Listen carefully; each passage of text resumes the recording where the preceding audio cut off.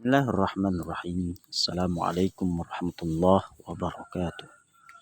Alhamdulillah, wassalatu wassalamu ala Rasulillah wa ala alihi wa ashabihi wa mawala.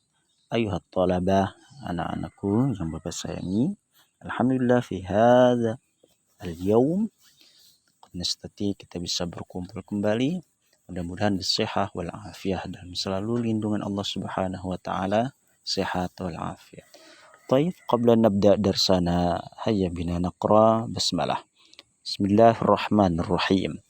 أيها الطلبة الأعزاء، في هذا اليوم إن شاء الله سندرس عن التركيب بالموضوع مرفوعات الأسماء. Pembahasan kita pada pagi hari ini adalah tentang isim-isim yang marfu'. Isim dalam bahasa sederhananya adalah kata benda. Yang kita bahas adalah isim yang berbentuk marfu'.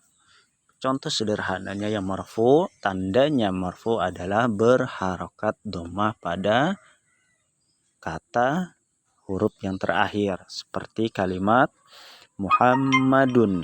Maka yang marfu' adalah kata huruf yang ada di ujung, yaitu dun, tanwin atau dhammah tain.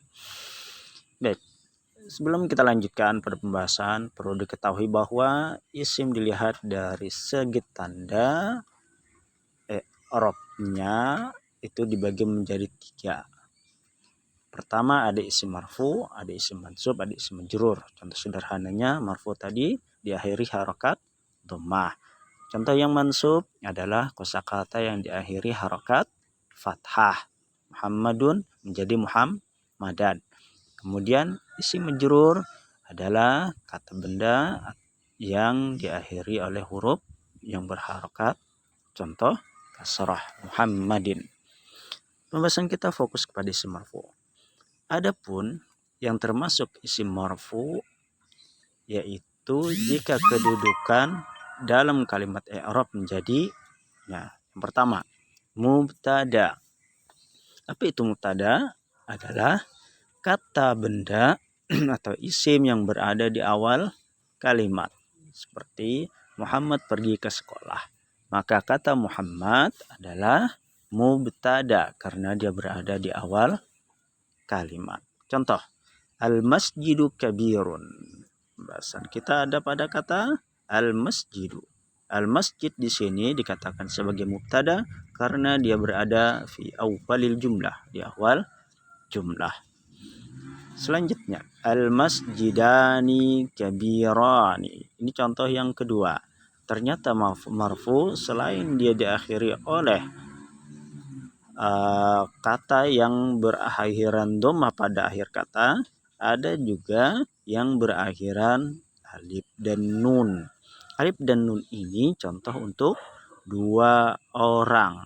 Masjidun 1, masjidani 2 orang. Disebut dalam bahasa Arab dengan istilah musanna.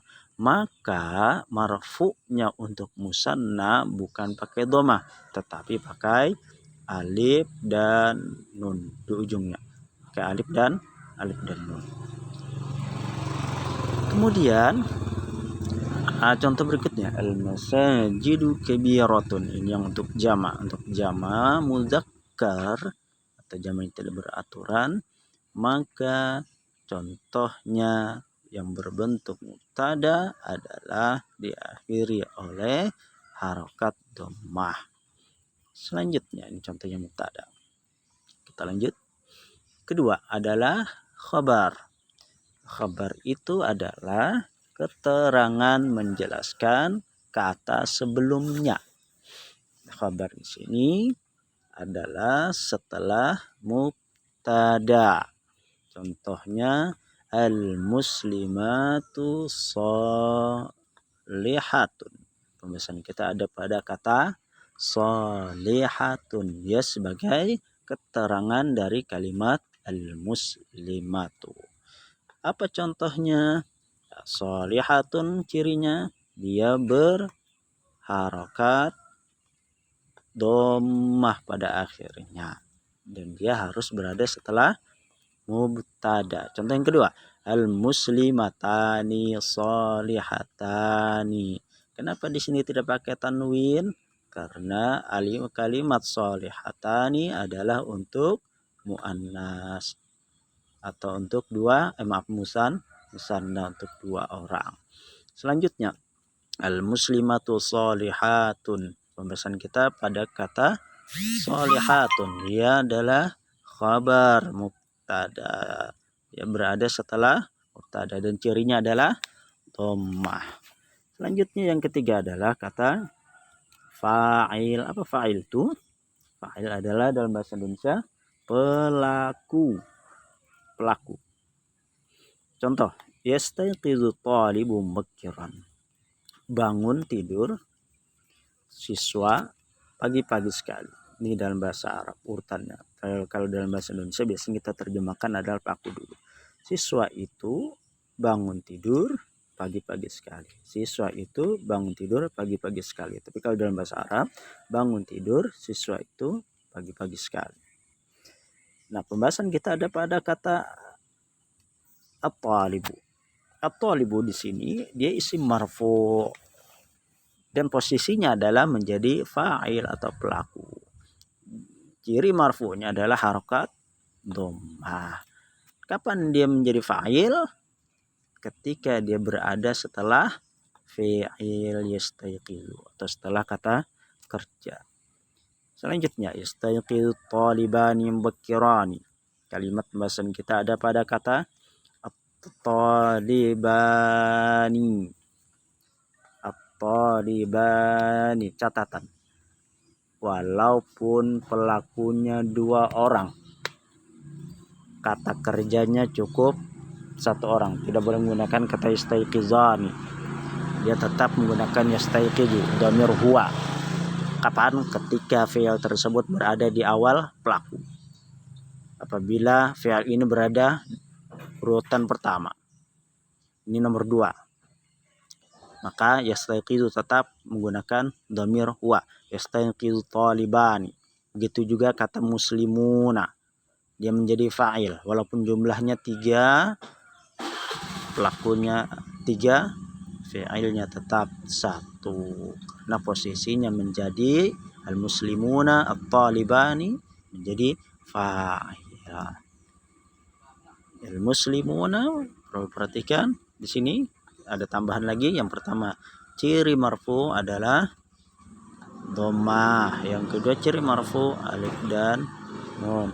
Yang ketiga, ciri marfu di sini adalah waw dan nun. Selanjutnya, naibul fa'il. Apa arti naibul fa'il? Pengganti fa'il. Majhul. Artinya pelakunya tidak diketahui siapa yang melakukan. Contoh, yuzbahul baqaru li sab'ati anfar. Yuzbahu, disembelih, al-baqaru, sapi itu, di sab'ati anfar, untuk 7 orang. Jadi yang menyembelih tidak diketahui siapa pelakunya. Sedangkan sapi di sini kedudukannya sebagai pengganti fa'il. Jadi bukan pelakunya. Disembelih sapi itu untuk 7 orang. Biasanya kata pekerjanya menggunakan kata di, bukan me. Kalau menyembelih Pak Haji. Kalau yuzbahu, disembelih sapinya. Jadi tidak disebutkan siapa pelakunya. Ini disebut dengan istilah naibul fa'il. Ciri-ciri untuk fi'il naibul fa'il biasanya diawali oleh fi'il majhul. Fi'il majhul itu kalau yang mudah atau simpelnya biasanya huruf pertamanya itu berharakat dhammah. Asalnya adalah yazbahu menjadi yuzbahu. Ya'malu menjadi yu'malu. Menjadi yaqra'u menjadi yuqra'u, dan seterusnya. Yuzbahul baqara, ini sudah kita bahas tadi. Walaupun naibul fa'il ini jenis seperti fa'il juga, walaupun dia berbentuk naibul fa'il, nah pelakunya tetap menggunakan kata tunggal yang berdhamir huwa. Sapi itu, 2 sapi itu disembelih. Yu'marul mu'minuna bis-shaum. orang mukmin disuruh atau diperintahkan untuk berpuasa. Siapa yang memerintahkan? Allah. Tapi di sini tidak disebutkan pelakunya. Selanjutnya yang kelima adalah isim kana wa akhawatuha. Isim kana dan saudara-saudaranya. Apabila ada kata dalam sebuah kalimat yang diawali oleh kana, maka isim kananya itu wajib marfu. Kanal muslimu, kanal mu'minu, kanal mu'minani, kanal mu'minuna. Ini untuk yang jam. Mu'minuna tadi sudah, mu'minani kalau dia dua orang ciri marfu'nya. Kalau untuk satu orang pakai dhamma, untuk dua orang dia pakai alif dan nun, untuk tiga orang dan lebih dia pakai waw dan nun. Nah, ini diawali oleh kata kana apa arti kana? Adalah. Bisa juga diterjemahkan adalah mukmin itu soleh. Selanjutnya khabar inna wa khawatuha. Yang keenam, isim marfu adalah khabar atau keterangan untuk inna dan akhawatuha. Seperti inna, sesungguhnya. Contohnya inna al-mu'minu solihun, ini pembahasan kita. Ini menjadi khabar. Khabar ini itu kata keterangan dari inna. Isimnya al-mu'mina. Solihun, ini pembahasan kita. Dia harus marfu. Ciri marfunya di sini adalah dhammah. Kenapa dia harus marfu? Karena menjadi kata keterangan untuk inna. Sesungguhnya orang beriman itu pasti soleh. Innal mu'minaini solihani. Al-mu'minaini ini tidak kita bahas dulu. Kita bahas ada pada kata solihani. Dia menjadi marfu, kedudukannya di sini menjadi khabar inna. Kenapa bukan dhammatain? Karena dia untuk dua orang. Selanjutnya innal mu'minina salihuna. Pembahasan kita ada pada kata salihuna, dia menjadi khabar inna. Baik, sanastamir la akhir. Atau yang ketujuh at-tawabi, yang mengikuti. Contoh pertama adalah na'at marfu. Al-muslimu as-salihu yusalli. Ini yang disebut dengan istilah sifat. Muslim yang soleh. Biasanya ada kata keterangan yang bermakna yang. Al-muslimus salih. Kalimat salih ini biasanya sama dengan kalimat sebelumnya. Kalau yang pertama pakai alif lam, dia juga pakai alif lam. Kalau yang pertama pakai dhammah atau pakai marfu, marfu yang pakai dhammah, yang kedua juga pakai dhammah. Tidak mesti. Yang pasti dia kalau yang pertama itu mudzakkar, maka naat juga harus mudzakkar. Baik, contoh yang kedua, al-muslimani as-salihani, dia sama kalimatnya. Al-muslimani pakai alif lam, di sini juga pakai alif dan nun, di sini juga pakai alif dan nun. Al-muslimani salihani, jadi mudah. Jadi dilihat dulu kalimat sebelumnya. Bila mirip, ini mirip namanya. Maka kosakata yang kedua inilah yang menjadi pembahasan kita. Dia adalah na'at. Namanya na'at. Berikutnya al-muslimun salihuna, ada pada kata salihuna, dia menjadi na'at juga yang marfu karena mirip seperti kalimat sebelumnya. Pakai alif lam, di sini pakai alif lam, di sini pakai waw dan nun. Nah, di sini pakai waw dan nun. Kalimat kedua juga pakai waw dan disebut dengan na'at. Yang terakhir al-ma'tuf al-ma'rufu, kata sambung untuk isim marfu. Contoh, nah biasa Muhammadun wa Aliyun. Nah, kata wa huruf waw, Muhammad dan Ali, kata sambungnya ada pada kata wa. Muhammadun wa Aliyun, jadi sama. Yang pertama pakai dhammatain, yang kedua pakai dhammatain. Yang kedua, al-masjidu kabirun wa nazifun, ada kata wa, jadi paling mudah ini namanya ma'tuf. Sedangkan ya, ma'tuf al-marfu. Kemudian untuk mengetahui kalau kalimat tersebut adalah ma'tuf, dilihat sebelumnya ada huruf apa? Waw. Oh ya, waw. Kemudian sebelum waw apa? Kabirun, mirip tidak? Oh, mirip. Dia di sini pakai dhammah, di sini juga pakai dhammah. Di sini untuk laki-laki, nazif juga untuk laki-laki. Maka kalimat nazifun disebut sebagai ma'tuf atau ataf. Dalam bahasa mudahnya ataf. Yang terakhir muslimi imanun wa qawiyyun wa khuluqun karimun. Ada pembahasan kita pada kata khuluqun karimun. Kenapa khuluqun karimun disebut sebagai ma'tuf? Karena ada waw.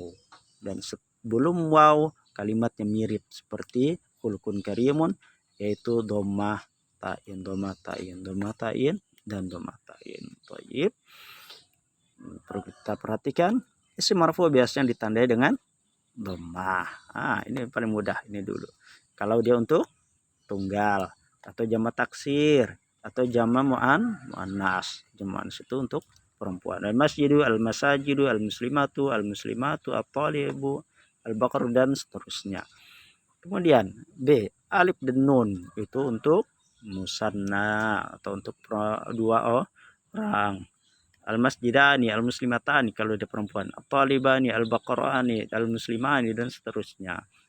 Sedangkan waw dan nun itu untuk jamak jamak muzakkar, al-mu'minuna, al-muslimuna, as-salihuna, dan seterusnya. Ini ciri-ciri untuk isim marfu. Jadi ada 3. Yang pertama dhammah, yang kedua alif dan nun kalau dia untuk 2 orang, dan yang ketiga waw dan nun. Baik, insyaallah sana kita bahas lagi materi selanjutnya. Mudah-mudahan materi ini bisa dipahami dan kita akan ulang kembali kalau masih belum bisa dipahami. Ilal liqa, assalamah wal afwa minkum. Assalamualaikum warahmatullahi wabarakatuh.